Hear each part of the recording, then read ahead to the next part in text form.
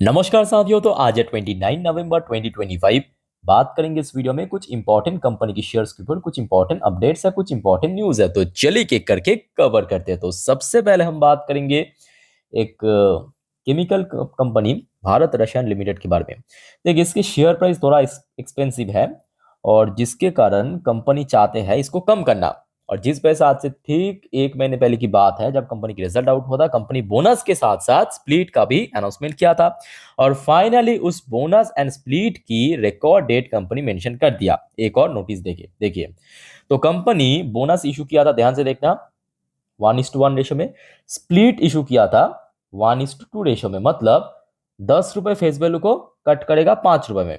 इसका record date company recently fix कर दिया 12 दिसंबर 2025। दोनों का ही सेम डेट है। अब थोड़ा मैं आपको ब्रेकडाउन समझा देता हूं, ध्यान से सुनना मेरे बात को। अच्छा, मान लीजिए कि कोई निवेशक के पास भारत रसायन की एक जस्ट सिंगल क्वांटिटी शेयर है, तो सबसे पहली बात उसमें बोनस एग्जीक्यूट होगा, तो मतलब 1+1 हो जाएगा, होके हो जाएगा 2। अब क्योंकि कंपनी 1:2 रेशो में स्प्लिट भी दिया, तो इसको आप मल्टीप्लाई कर दीजिए 2 से, तो हो गया आपका 4। तो मतलब आपके पास अगर एक जस्ट सिंगल क्वांटिटी शेयर है, तो उसके बदले आपको 4 गुना क्वांटिटी एक्स्ट्रा मिलेगा। तो मतलब आपके पास अगर मान लीजिए कि 5 क्वांटिटी है तो कितना मिलेगा, 20 मिलेगा। आपके पास अगर 10 है तो कितना मिलेगा, 40 मिलेगा। तो इसी रेशो में आपको बेसिकली ये शेयर अलॉट होगा। अच्छा, दूसरी इंपॉर्टेंट फैक्टर ये भी है कि कंपनी जो एक्स डेट रखा है इस बोनस एंड स्प्लिट की, तो वो पाने के लिए आपको क्या करना पड़ेगा, 11 दिसंबर, या तो उसके पहले इस कंपनी की शेयर को खरीदना पड़ेगा, या आपके पास अभी शेयर है और आपने रिकॉर्ड डेट तक इसको होल्ड करके रखा, तो भी आप एलिजिबल बन जाएंगे ये पाने के लिए। ठीक है। अच्छा, बाकी देखा जाए रिसेंटली शेयर में थोड़ा बहुत रिकवरी शुरू हुआ है, अदरवाइज पिछले 5 सालों में शेयर एज सच चला नहीं है। और जब से ये बाजार से लिस्ट हुआ, मतलब बाजार में लिस्ट हुआ, तब काफी पुराने कंपनी है, बट 2013-14 के बाद से शेयर काफी अच्छे रिटर्न दिया था। बट खास करके 2022 के बाद से मैं कहूंगा कि शेयर थोड़ा सा करेक्शन, कंसोलिडेशन, यही कुछ सिलसिला शेयर में हमें देखने को मिला। ठीक है। तो जो भी है, सोमवार के दिन दोस्तों इस कंपनी के ऊपर नजर रखना। अब आइए अगले अपडेट है, लेंस कट सोल्यूशन रिसेंटली बाजार में लिस्ट हुआ था। और लेंस कट की साथियों आज Q2 की रिजल्ट आउट हुआ, क्योंकि आपको पता होगा ये अभी अभी बाजार में लिस्ट हुआ, तो इस बार थोड़ा लेट हो चुका है।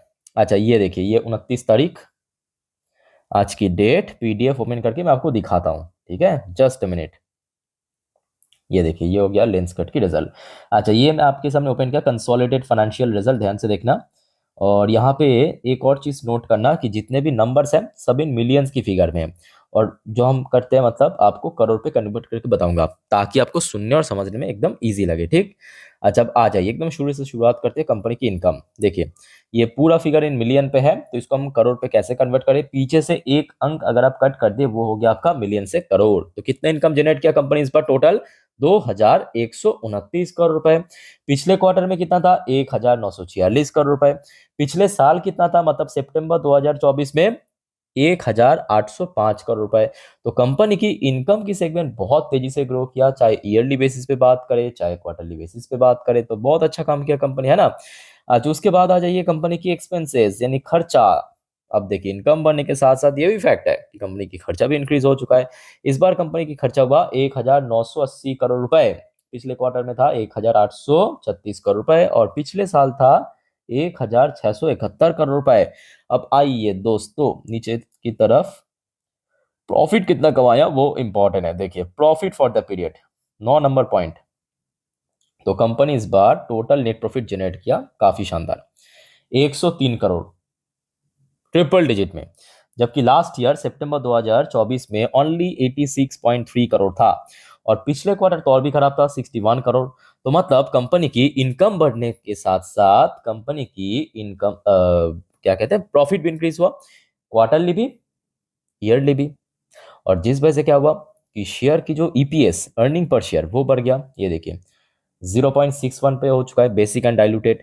लास्ट क्वार्टर में था 0.36, लास्ट ईयर था 0.51। तो मतलब इसका क्या होगा, शेयर की जो पी रेशियो है ना, वो गिर जाएगा। क्योंकि पी रेशियो कैलकुलेट कैसे करते हैं, प्राइस टू अर्निंग रेशियो। मतलब शेयर प्राइस को, share price, P for price, share price को अगर आप डिवाइड करेंगे पिछले एक साल की ईपीएस इसके साथ, और वो हो जाएगा आपका पी रेशियो। ठीक है, ऐसे कैलकुलेट किया जाता है। तो इसमें क्या होगा, शेयर की पी रेशियो जो एकदम ड्रॉप हो जाएगा। अच्छा, परसेंटेज वाइज अगर हम समझे तो कंपनी की जो कंसोलिडेट पैट यानी profit after tax yearly base पे 20% इंक्रीज हुआ, ग्रो किया। और कंपनी की रेवेन्यू के अंदर तकरीबन 21% की एक बहुत ही बढ़िया डिसेंट ग्रोथ हमें देखने को मिला। ओके, सो जो भी है सोमवार के लिए बहुत वाइटल। अब देखिए इसका जो शेयर है वो थोड़ा एक्सपेंसिव तो है, भले ही देखिए इस बार अर्निंग पर शेयर इंक्रीज हुआ, बट स्टिल एक्सपेंसिव रहेगा। ठीक है, तो थोड़ा बहुत मैं कहूँगा सोच समझ के विचार करना जो भी। ओके, तो इसको वो नजर रखनी है। अच्छा, उसके बाद आ जाइए, इस बार बात करेंगे एक blue chip company, ICICI bank. वैसे तो लास्ट डे शेयर थोड़ा सा वीकनेस के साथ ही क्लोजिंग दिया है। अब बैंक ने क्या किया, फंड रेस के लिए 3,945 करोड़ अप्रूव कर दिया भाया टीयर 2 बॉन्ड। जो आपको मैं इसके पहले समझाया था, याद कीजिए कि कोई भी कंपनी जब फंड रेज करता है ना, मेनली चाहे वो बैंक हो चाहे वो कंपनी हो, डज नॉट मैटर, मेनली दो तरीका है मेनली, एक इक्विटी शेयर, दूसरा बॉन्ड के थ्रू। डिफरेंस क्या आपको समझाया था, याद आ रहा है कुछ? इक्विटी शेयर के थ्रू जब कोई कंपनी फंड रेज करता है, फॉर एग्जाम्पल कोई कंपनी आपने सुना होगा कि सडनली क्यूआईपी लॉन्च किया, ये क्या है, ये इक्विटी शेयर के थ्रू। या मान लीजिए कि एफपीओ लॉन्च किया, सुना होगा आपने, FPO, follow on public offer, ये क्या है, इक्विटी शेयर। तो इसमें हमेशा डिस्काउंटेड वैल्यूएशन में किया जाता है। और बॉन्ड में क्या होता है, बॉन्ड में हमेशा करेंट वैल्यू के ऊपर किया जाता है। तो जिस वजह से बॉन्ड के थ्रू जब कोई कंपनी बैंक फंड रेज करते है तो उसमें तेजी होता है शेयर में, मतलब रिएक्शन जो है तेजी दिखाई देता है। अच्छा, बाकी बात करें, देखिए लास्ट डे वैसे कारोबार अच्छा था, जैसे कि वॉल्यूम देखिए लगभग 76 लाख की पेट्रोल शेयर ट्रेड हुआ।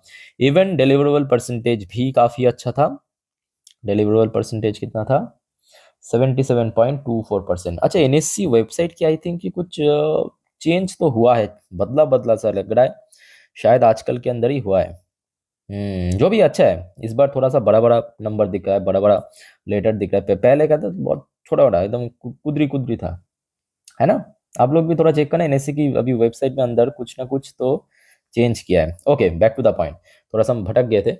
अच्छा, आईसीआईसी बैंक के लिए जो इंपॉर्टेंट लेवल है 1400, बिकॉज पिछले कुछ महीनों पे अगर आप देखेंगे शेयर 1400 के आसपास ही स्ट्रॉन्ग हर्डल फेस किया। ठीक है, सो सोमवार के दिन ये भी इंपॉर्टेंट है, इसको नजर रखना। उसके बाद आ जाइए सर, पेटीएम की शेयर अब तो देखिए मतलब प्रॉफिट या प्रॉफिटेबल होने के बाद शेयर तो अभी लगातार ऊपर मूव कर रहा है, और जिसके बेस पे गोल्डमैन सैच ने दे दिया बढ़िया रेटिंग टारगेट।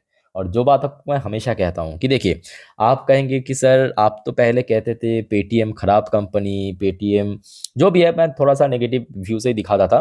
तो बात तो सही है, मैं एग्री करता हूं।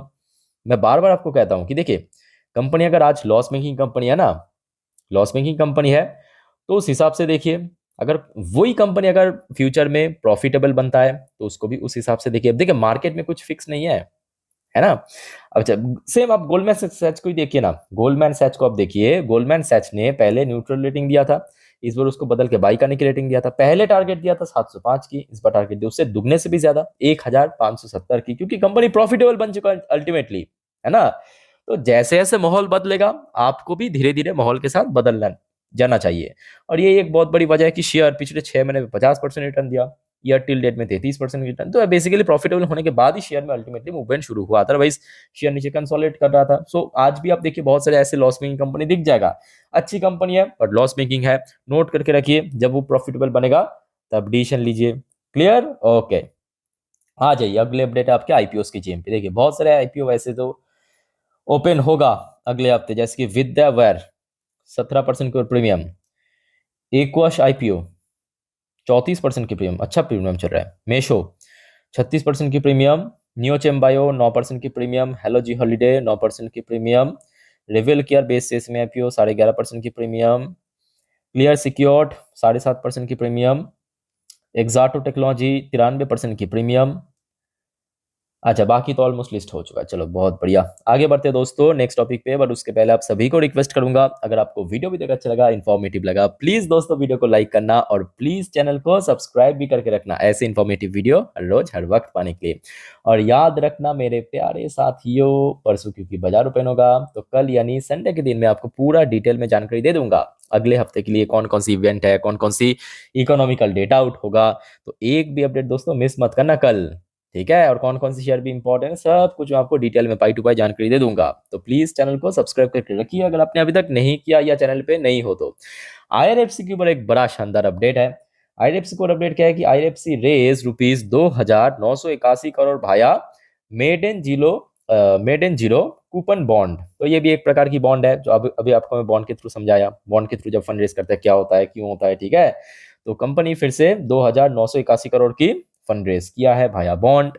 अब लास्ट डे देखिए, ये फैक्ट है कि जो आईआरएफसी को हम जानते तो 23-24 वाले, उस टाइप से वॉल्यूम देखने को नहीं मिला। जैसे कि देखिए, पहले वॉल्यूम होता था करोड़ों पे, 2 करोड़, 2.5 करोड़, 10 करोड़, 15 करोड़, अभी तो 50 लाख भी बहुत मुश्किल जा रहा है। पर डिलीवरेबल परसेंटेज फिर भी सही था। अब ये भी एक फैक्ट है बहुत बड़ी कि रेलवे सेक्टर पिछले 1-1.5 साल से काफी वीक चल रहा है, काफी करेक्शन चल रहा है। तो ये भी फैक्ट है। तो जैसे जैसे सेक्टरल वाइज इंप्रूव करेगा तो शेयर भी इंप्रूव कर जाएगा। बस उसके लिए आपको थोड़ा सा तो टाइम देना पड़ेगा सर, थोड़ा टाइम दीजिए, बस इतना ही आपको मैं कहूंगा। भले ही आप सिर्फ नहीं, मतलब हजारों लाखों लोगों के पास आईएफसी की शेयर है ना, थोड़ी आपके पास है कि आप मतलब इतना सोचते हो। चलिए अगले अपडेट है मजगांव डॉक। अरे बाप रे, काम मतलब कंपनी सॉलिड काम कर रहा है, सीरियसली कर रहा हूँ। और एचएल को इवन सीखना भी चाहिए कि भाई काम कैसे किया जाता है। सिर्फ ऑर्डर लेना बड़ी बात नहीं है, उसको रिकॉर्ड टाइम में एग्जीक्यूट करना बड़ी बात है ना। तो एचएल और मजगांव डॉक में देखिए है डिफरेंट सेक्टर की कंपनी, मतलब डिफेंस में अलग अलग प्रोडक्ट बनाता है। बट फर्क क्या है मालूम है, मजगांव डॉग उसको रिकॉर्ड टाइम में डिलीवर कर रहा है। देखिए मजगांव डॉग डिलीवर किया, तारागिरी टू नेवी आज की डेट में हैंडओवर कर दिया, 4th Nilgiri class stealth frigate under project 17A। तो कंपनी को आज से बहुत पहले की बात नहीं है दोस्तों, 1 साल भी नहीं। आप मतलब जानकारी के लिए बता के रखना चाहता हूँ, ये जो हैंडओवर हुआ है आज सिर्फ 11 महीने में किया, 11 महीने में। ओके, ये देखिए Taragiri the fourth Nilgiri class frigate under Project 17A and the third built by Majgaon Dock Shipbuilder Limited was delivered to Indian Navy on 28 नवंबर। अच्छा, कल दे दिया था, आज उसका खबर निकला, मतलब कंपनी ने आज इन्फॉर्म किया मार्केट को। ठीक है, तो इससे बड़ी बात क्या हो सकती है, कंपनी को अच्छा ऑर्डर ना केवल मिल रहा है बल्कि उसके साथ साथ सही टाइम पे एग्जीक्यूट कर रहा है। बट यहाँ पे चाहे सिर्फ एक ही चीज निवेशक के अंदर, पेशेंस। शेयर अभी थोड़ा स्ट्रगल जरूर कर रहा है दोस्तों, उसके लिए आप थोड़ा पेशेंस रखिए। और बाकी बात करें, 3,000 की लेवल इंपॉर्टेंट है। 3,000 की लेवल जब तक ना शेयर क्रॉस करके ऊपर पहुंच जाए तब तक थोड़ा सा मुश्किल हो सकता है। ठीक है, बाकी दोस्तों और कोई आपका डाउट्स कंफ्यूजन है कमेंट करके पूछिए। वीडियो अच्छे लगे तो लाइक करना, चैनल को सब्सक्राइब करके रखना। मिलता है नेक्स्ट वीडियो में, वीडियो को वाइंड अप करता हूँ। टेक केयर, बाय बाय, जय हिंद।